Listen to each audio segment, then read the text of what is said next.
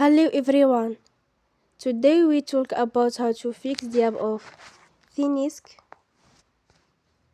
We will go to settings.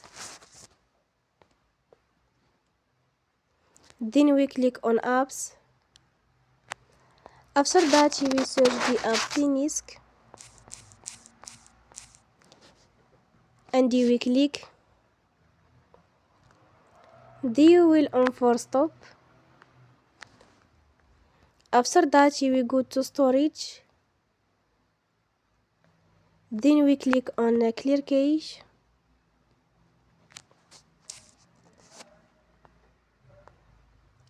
In the end, turn off your phone and you will recharge your phone again. Don't forget to support us by like and subscribe. See you next time and thank you for watching.